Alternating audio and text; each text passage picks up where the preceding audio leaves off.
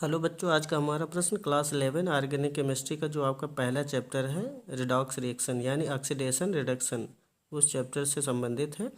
और यहाँ पर एक इक्वेशन दी गई है जिसे आपको बैलेंस करना है, वो भी ऑक्सीडेशन नंबर मेथड से।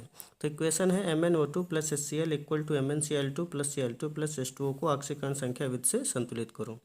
तो बच्चों इस इक्वेशन को हम लोग आसानी से कैसे संतुलित कर सकते हैं, तो चलिए देखते हैं।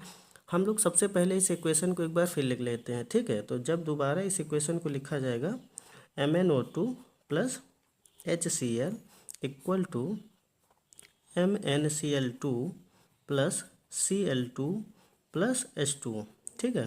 तो लिखने के बाद इस इक्वेशन को हम लोग सबसे पहले परमाणुओं की ऑक्सीकरण संख्या लिखते हैं। तो सभी परमाणु की ऑक्सीकरण लिखी जाए चाहे न लिखी जाए, लेकिन सबसे जो मेन काम होता है कि जो मुख्य परमाणु होते हैं उनकी जरूर लिख लेना चाहिए। देखो MnO2 में Mn की ऑक्सीकरण संख्या निकालेंगे तो आएगी +4, ठीक है।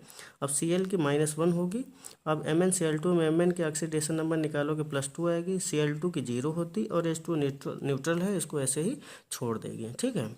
अब इसके बाद में हम लोग क्या करेंगे, कॉम्बिनेशन बनाएंगे। जैसे आपका पहला अर्धप्रक्रम बन जाएगा Mn से Mn के बीच में, ठीक है। तो ऐसे आप बना दो। दूसरा अर्धप्रक्रम आपका बन जाएगा Cl से Cl2 के बीच में, यानी क्लोरीन परमाणु के बीच में, ठीक है। अब इसके बाद में ये देखो कि ऑक्सीडेशन नंबर में कहाँ वृद्धि हो रही है और कहाँ कमी, ठीक है। देखो यहाँ +4 से +2, यानी यहाँ पर ऑक्सीडेशन नंबर में कमी हो रही है।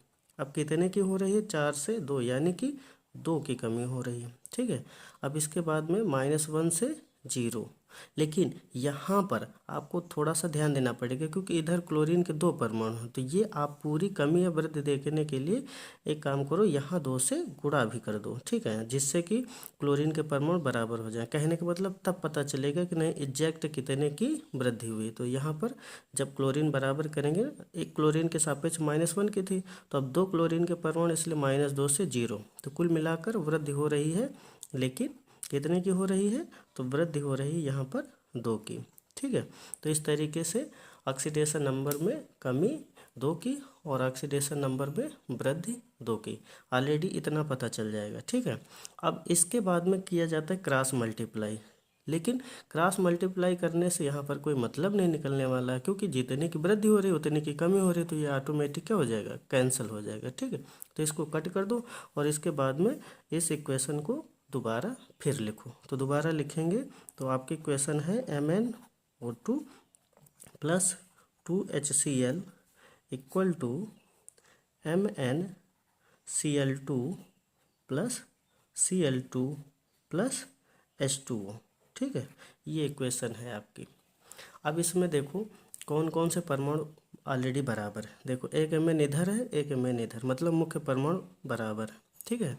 अब क्लोरीन की बात करते हैं, जो कि आपका मुख्य परमाणु ही है।